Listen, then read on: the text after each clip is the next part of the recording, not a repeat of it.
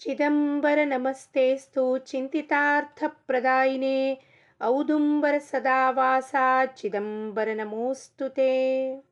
सर्व साधक बंधूंना, आत्मज्योतींना साष्टांग प्रणाम करता माझे सद्गुरू श्री चंद्रकुमारजी यांच्या चरणात अनंत प्रणाम करता.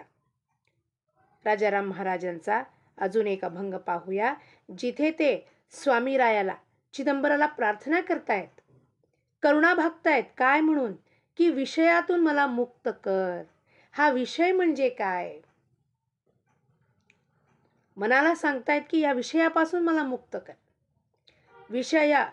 विषय म्हणजे शब्द, स्पर्श, रूप, रस, गंध.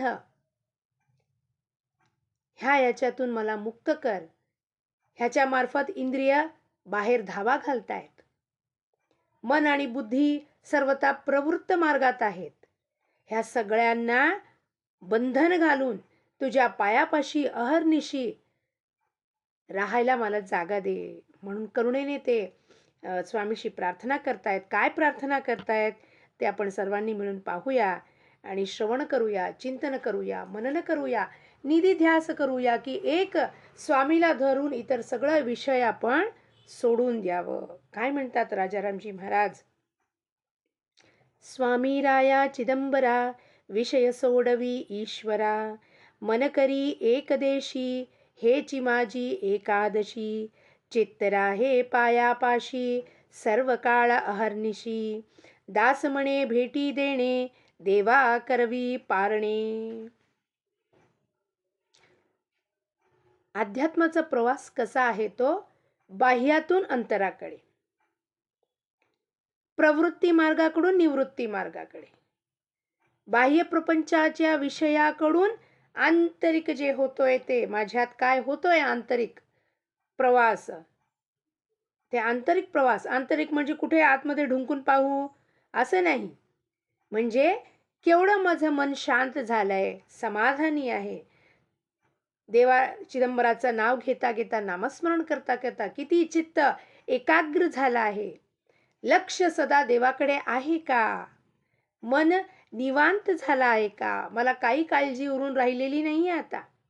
सर्व काही देवच पाहतोय, देवच सत्ताधारी आहे, सूत्रधारी आहे म्हटल्यावर माझं काय आहे तिथे? माझं काहीच चालत नाही. हे जेव्हा मनाला कबूल होतो, मन कबूल करतो, कबूल कबूल कबूल असं जे करतात, त्याप्रमाणे जेव्हा त्याला पटतं हे गोष्ट, तेव्हा तो काय होतो की सर्व चिंतातून मुक्त होऊन तो पायापाशी पडून राहतो देवाच्या. स्वामी राया चिदंबरा विषय सोडवी ईश्वरा.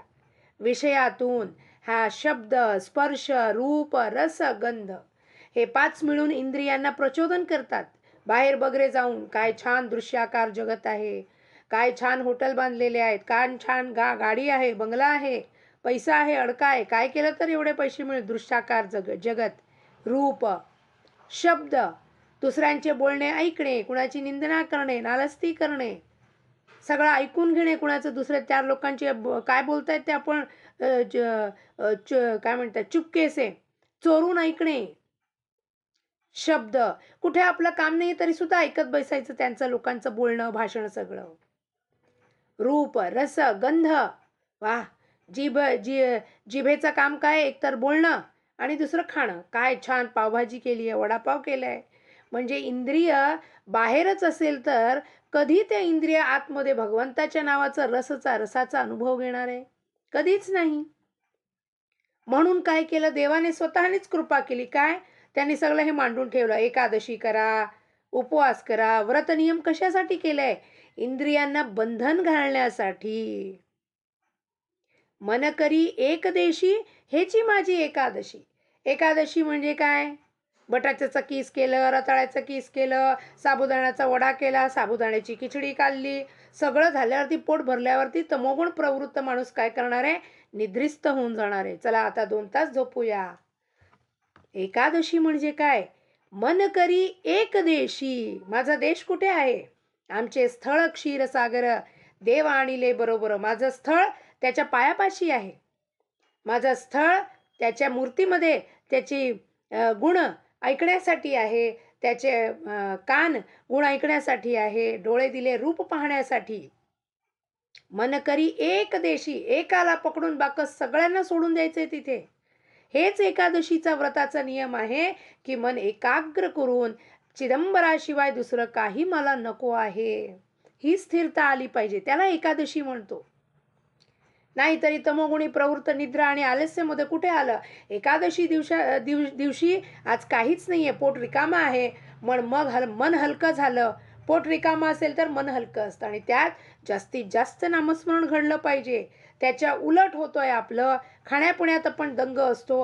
अरे किती काम होतं हो, तुम्हाला काय माहिती आहे, घरी एकादशी आहे, कुणाला कुणाला वेफर्स हवेत, कुणाला चिप्स हवेत, कुणाला साबुदाणा किस हवाय, साबुदाण्याचा वडा हवाय. ह्याच्यातच निम्मा वेळ घालवलो तर भजन कीर्तन कधी करणार, नामस्मरण कधी करणार?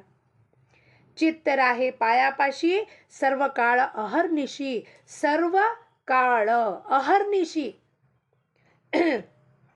दिवस आणि रात्रमध्ये गॅप आहे, तो आपण दिवसात करतो, रात्री करू नये. नामस्मरण 2 तास केलं तर चालतं. 2-2 तासाचं पाळी लावूया. पाळी लावून करण्याचं नाहीये नामस्मरण. नामस्मरण अखंड झालं पाहिजे म्हणून चित्त त्याच्या पायापाशी बांधून ठेवावं. नामात खंड पडता नाहीये. अहर्निशी, दिवस रात्र सदोदित. दिवसामागे रात्र होतोय, रात्रामागे दिवस होतोय. तो तसा खंड पाडत नाही सूर्य कधी.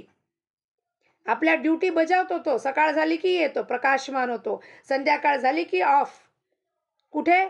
तो तिथेच असतो सूर्य. पण अंधार झालं पाहिजे. म्हणजे काय? कालखंडात आला जेव्हा, तेव्हा आपण लिमिटेड होऊन जातो. देवाचं नाव लिमिटेड घेऊ नये. 1 तासाचा जप चालेल का हो? 3000 चालेल का हो? परमात्म्याने आपल्याला श्वास असं दिलंय का? 21,600 श्वास प्रति दिवस देव न थकता देतोय. मग त्याला खंड पाडून 1 तासाचं नामस्मरण, 2 तासाचं नामस्मरण त्याला फिक्स करतोय आपण. तो फिक्स करणारा नाहीये. तो अनलिमिटेड आहे, अपरिमित आहे, अगणित आहे, अमाप आहे, अपार आहे असं म्हणतो आपण. पण मग त्याला का बंदिस्त करतोय आपण 1 तास, 2 तास, 3 तास, 4 तास मध्ये? सर्व काळ जागृत, स्वप्न, सुषुप्ती, जी काळाची अवस्था आहे त्या सर्व काळात, सकाळ, संध्याकाळ, मध्यान्ह, दुपार, संध्या, सर्व काळात त्याचं नाव घेतलं पाहिजे. म्हणजे खंड न पाडता घ्यायला काय करावं गेले? आपला चित्त, ज्या चित्तात चित्त सागरात भरपूर विचारांचा जो ट्रॅफिक आहे तो सगळं बंद करायला अखंड नामस्मरण करावं लागेल. त्याच्या स्मरणात राहणे की चिदंबरा तूच आहे सूत्रधारी आणि तुझ्या सत्तेमुळे हे सगळं चालू आहे. माझी काहीही इथे चालत नाही. हे मनाला, बुद्धीला, इंद्रियांना पटलं पाहिजे अगोदर. दास म्हणे भेटी देणे, देवा करवी पारणे. एकादशी नंतर द्वादशी, त्या दिवशी आपण पारणे करतो म्हणजे काय? उपवास सोडतो. इथे ते म्हणतायत तळमळ लागलेला आहे, मला तळमळाचा उपवास आहे. तू कधी मला भेट देणार आहे देवा? चिदंबरा, तुझ्यासाठी चालून आलो, इथे आलो, तिथे आलो, कधी तू मला भेट देणार आहे? अखंड तुझं नाम घेतोय, पण तरी तुझी भेट झालेली नाहीये. एकादशी झालेली आहे माझी. आज पारणे आहे, तर ते पारणे देवा करवी पारणे. माझा उपवास सोडव रे. काय उपवास सोडव? तुझा दर्शनाचा लाभ मला घडलं तर ते माझे पारणे होणार आहे. जेवणाचे पारण्याबद्दल बोलत नाहीये इथे. फळाहार केलं, जेवण केलं, सकाळी सकाळी द्वादशी आहे, लवकर लवकर गरमागरम जेवण करून द्या, हा पोट भरलं, तसं नाही. पोट कधी भरणार आहे ते म्हणतायत? जेव्हा तुझं दर्शन होणार आहे, कानाने तुझे शब्द ऐकणार आहे मी, डोळे भरून तुझे रूप निहाळणार आहे, पाहणार आहे. आणि त्या तृप्त जेव्हा होईल माझी आत्मा, ते माझे खरे पारणे आहे. म्हणून देवा भेटी द्या हो. भेट देऊन माझी पारण्याचं हे जे आहे उपवास सोडून पारणे करून द्या हो महाराज चिदंबरा. असा मला आत्मसुखाची पारणे होऊ द्या, ब्रह्मसुखाची पारणे होऊ द्या. मला भूक लागली आहे. माझा व्रत नियम जे आहे, व्रत नियम केला, आता मला भूक लागते. कशाची भूक लागते ही?